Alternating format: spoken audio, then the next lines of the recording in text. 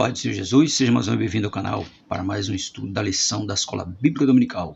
Agradecendo a Deus por essa rica oportunidade de estar me concedendo mais um vídeo. Hoje nós vamos estudar a lição 8 da Escola Bíblica Dominical. A lição 8 que tem como tema a sutileza do enfraquecimento da identidade pentecostal. Leitura bíblica em classe, Atos dos Apóstolos, capítulo 2, versículo 1 a 4. E 1 Coríntios, capítulo 12, do versículo 7 ao 11.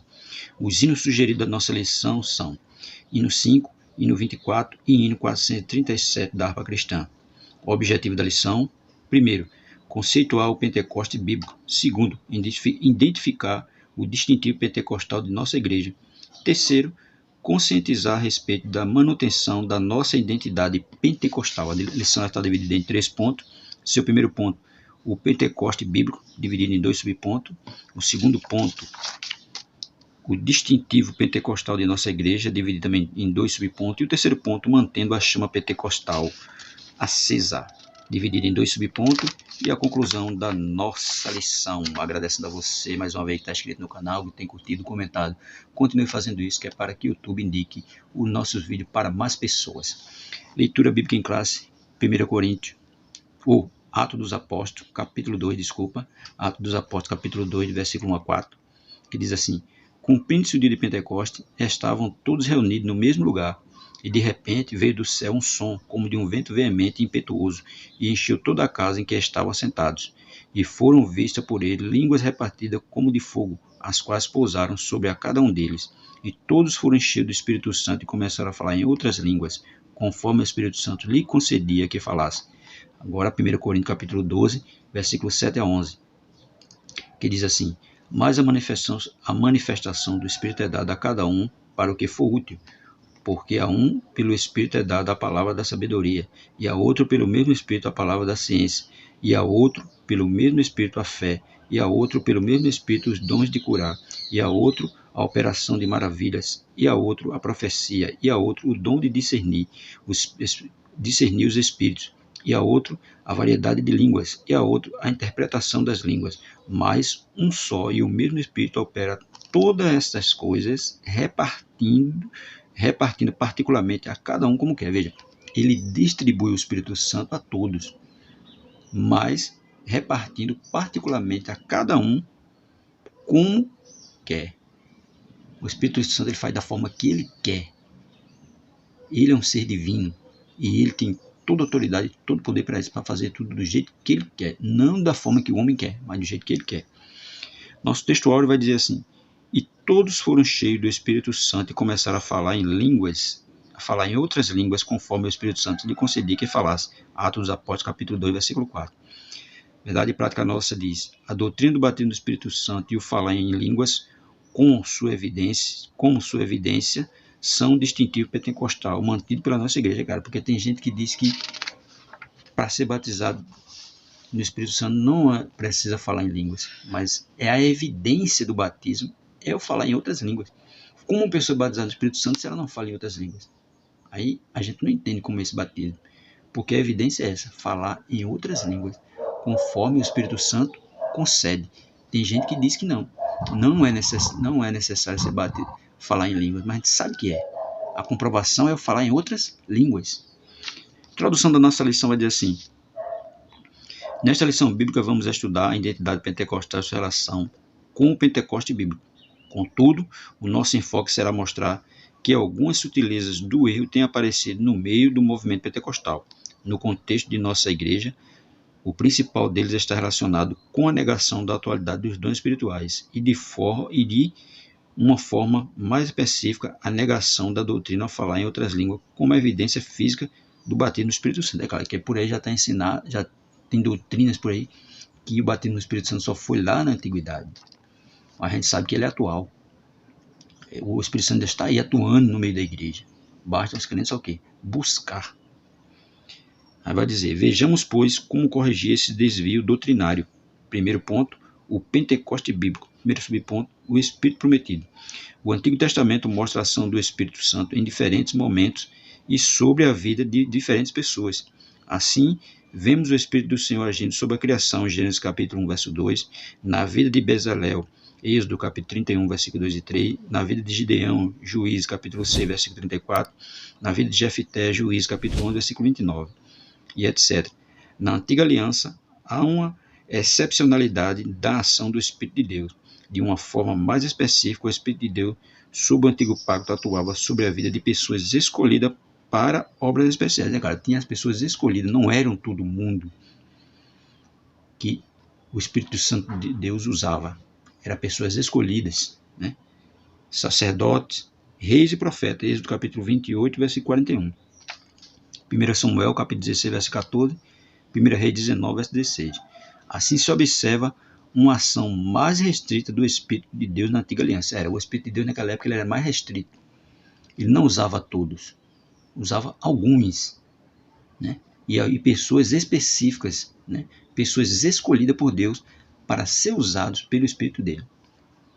Contudo, no Antigo Testamento havia uma promessa do derramamento do Espírito de Deus sobre todos e não apenas sobre pessoas escolhidas ou uma classe especial, né?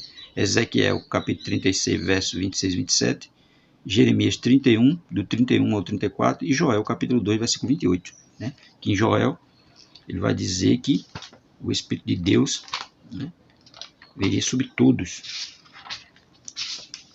Joel capítulo 2, versículo 28, que diz assim: então, depois que eu tiver feito essas coisas, derramarei meu Espírito sobre todo tipo de pessoa. Seus filhos e suas filhas profetizarão, os velhos terão sonho e os jovens terão visões. Veja, os velhos, filhos e filhas e jovens, todo tipo de pessoas, independente de idade, cor, raça, né? Ele ia derramar sobre todos o Espírito Santo. E foi o que foi feito. E foi o que foi cumprido no dia de Pentecostes. Segundo subponto, o Espírito derramado. No Novo Testamento, entretanto, é que as promessas a respeito da vinda do Espírito Santo têm cumprimento. O profeta Joel profetizou a vinda do Espírito de uma forma copiosa, Joel capítulo 2, versículo 28. Essa promessa teve seu fiel cumprimento no dia de Pentecostes e é identificada como o batismo no Espírito Santo, Atos capítulo 2, do versículo 1 a 4. No Pentecostes observamos que o Espírito é derramado sobre toda a carne, sem distinção de sexo, raça ou idade. Veja, não teve distinção de sexo, raça ou idade. Velho, novo, jovem, adolescente, todos eles foram cheios do Espírito Santo. Todos eles foram batizados. Isso mostra a universalização da promessa de Deus. Todos que creem, e não apenas alguns escolhidos, podem ser revestidos pelo Espírito Santo. Cara, só basta crer e buscar. Que ele está aí, esperando só que o crente busque para ser batizado no Espírito Santo. Diferentemente do antigo pacto, no qual apenas pessoas específicas tinham o privilégio de serem usadas por Deus, no novo pacto, a partir de Pentecostes, Deus derramou o seu Espírito sobre todo o seu povo. Agora todos poderiam cumprir a missão de proclamar a mensagem de seu reino, é claro, porque quando o batismo do Espírito Santo veio para revestir com poder. Um poder para ser usado na proclamação do Evangelho. Não poder para o homem, mas um poder para ser usado na proclamação do Evangelho. Continuar a missão de Cristo, né? Porque Cristo chamou de si para isso, para ser revestido e continuar a missão dele. Isso que ele vai dizer, né? Lá em Mateus capítulo 28, a partir do versículo 18 até o 30, que ele vai dizer: ide por todo mundo, pregar o Evangelho a toda criatura. Né? Ele vai dizer isso. E todo aquele que crê, né, e for batizado será salvo. Né? Tanto batizado nas águas como batizado no Espírito Santo. Por quê? Porque foi isso. O Espírito Santo, quando Jesus disse: se eu não for, ele não vai vir. Ele tem que vir para revestir os discípulos com fogo e poder para proclamar o Evangelho, continuar a missão de Cristo. Segundo ponto, o distintivo pentecostal de nossa igreja. Primeiro subponto, a atualidade dos dons espirituais. Agostinho de Hipona, que viveu entre 354 e 430, introduziu na igreja o erro doutrinário de que os dons haviam cessado. Tá vendo? Ele foi quem ensinou que os dons haviam cessado, mas os dons não ensinou, os dons são atuais. No entendimento dele, os dons de fato existiram, contudo haviam sido restritos ao período apostólico. Esse ensino moldou o catolicismo medieval e mesmo com o advento da grande reforma luterana, os reformadores não conseguiram se desvencilhar dele. Mesmo os reformadores, né, ensinando mostrando que os dons eram atuais, eles não conseguiram se desvencilhar dele, porque foi um movimento que cresceu, um ensinamento que foi espalhado, e muita gente ainda hoje crê que os dons espirituais cessaram, mas não cessaram, eles são atuais. O movimento pentecostal surge posteriormente como resposta a esse desvio doutrinário. Os pentecostais não somente creem que os dons estão vigentes na igreja, como os exercem. Nossa igreja emerge na história dessa gigantesca explosão do reavivamento dos dons espirituais. Na sua declaração de verdades fundamentais de 1916, as Assembleias de Deus confessavam que todos que creem têm o direito e devem sinceramente buscar a promessa do Pai, o batismo do Espírito Santo e com fogo. Afirma ainda que, com o batismo no Espírito Santo, vem o revestimento de poder para a vida e o serviço, a concessão dos dons e seus usos no trabalho do ministério, é claro, porque é isso, né? É um dom para o serviço, para a vida do crente, porque ele vai ter o quê? Mais ousadia para proclamar o Evangelho. Claro, tem pessoas que não são batizadas que também proclamam o Evangelho, pregam o Evangelho, mas aqueles que são revestidos com o Espírito Santo, ele tem mais ousadia. E tem aqueles também que são revestidos com o Espírito Santo que não são ousados para pregar o Evangelho, enquanto tem outros que também não são batizados, são mais ousados que aqueles que são batizados. Isso aí são coisas que acontecem, mas o Espírito Santo, o batismo do Espírito Santo, ele veio para isso, para fortalecer o crente no serviço, na obra do Mestre. Aí ainda continua dizendo, e que essa experiência maravilhosa é distinta e subsequente à experiência do novo nascimento. É claro, a partir do momento que aceitou Jesus, se ele buscar o batismo, ele vai conseguir. Isso vem após, subsequente à experiência do novo nascimento. Segundo subponto, as línguas como evidência. A Declaração de Fé da Assembleia de Deus de 1916 afirma que o batismo dos crentes no Espírito Santo é testemunhado pelo sinal físico inicial de falar em outras línguas, conforme o Espírito Santo de Deus lhe dá a capacidade de falar. Atos capítulo 2, versículo 4, é claro.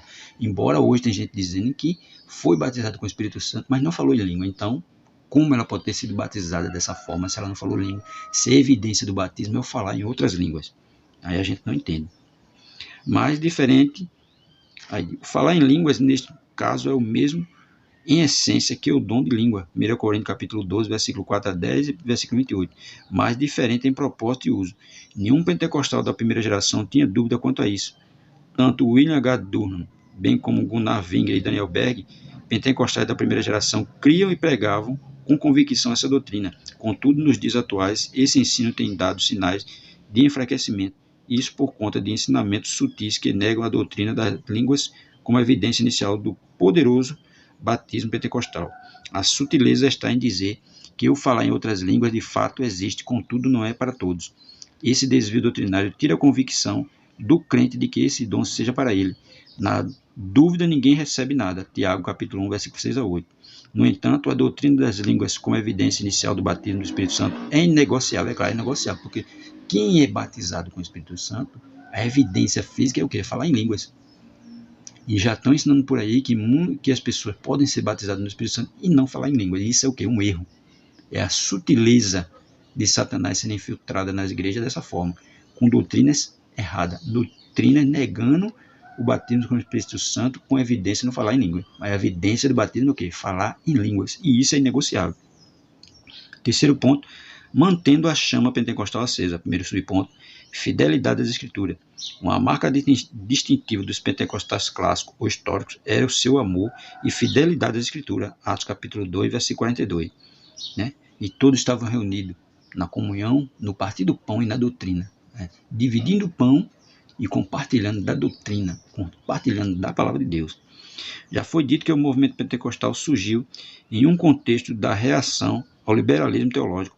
Uma das características do liberalismo teológico era o secularismo que negava a infalibilidade e inerrância da Escritura. Mas não tem como negar.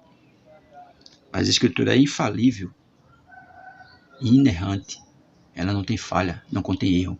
Erro está no ser humano, mas nela não.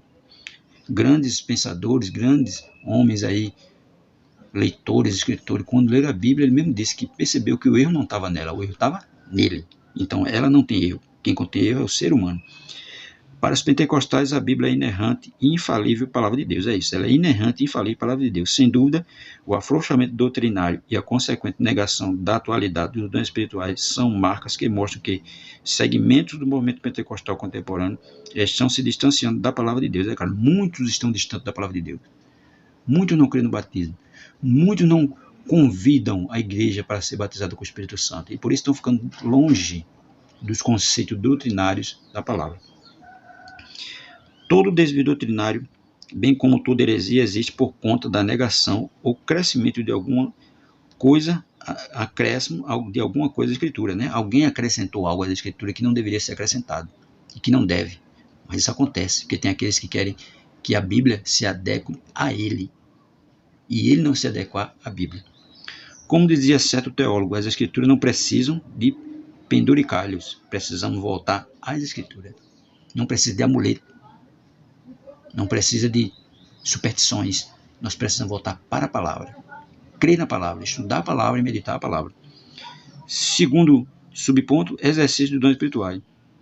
Como nos dias do profeta Samuel, em que as visões não eram frequentes, 1 Samuel capítulo 3, verso 1, assim também os dons espirituais parecem ter se tornado algo extremamente raro entre muitos pentecostais, é claro, porque muitas igrejas elas não convidam e não proclama o povo a buscar o batismo com o Espírito Santo. Eles muitas vezes oferecem as igrejas de eventos, de congressos, mas não incentivam o povo a buscar o batismo com o Espírito Santo. Por isso que hoje eles são raros. Não era feito antigamente, onde o povo ia buscar com o coração aberto, crendo que naquele momento ia ser batizado. Por isso que hoje é raro. Não existe movimento pentecostal autêntico sem a prática dos dons espirituais, é claro. Tem que ter os dons espirituais. Tem que ter. E o movimento pentecostal autêntico é assim, com demonstração do poder dos dons espirituais. O movimento não pode existir somente como uma doutrina árida. Ele deve se expressar no dia a dia através do exercício dos dons espirituais. O medo de possíveis abusos não serve como desculpa.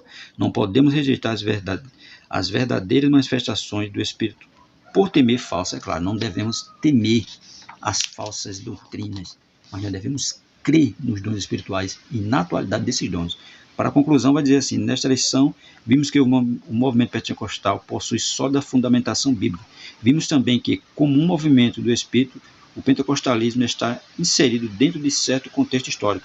Isso o fez consciente de sua missão. Contudo, após um século do seu advento, o movimento passou a dar sinais de esfriamento. Não há dúvida que o enfraquecimento doutrinário e até mesmo o desvio teológico que negam a manifestação dos dons espirituais está na gênese desse processo. É claro, tudo é isso. Conceito teológico errôneos e enfraquecimento espiritual. Aí por isso que tem, enfraquecido, os dons, a busca pelos dons, conceitos doutrinários, conceito doutrinário e o enfraquecimento e o esfriamento espiritual, Prova que muita gente hoje não busca o batismo com o Espírito Santo. Ele acha que do jeito que está, tá bom. Mas sabe que o crente tem que buscar o batismo, porque o batismo é uma promessa divina, uma promessa de Deus para todo crente salvo em Cristo Jesus. Amém.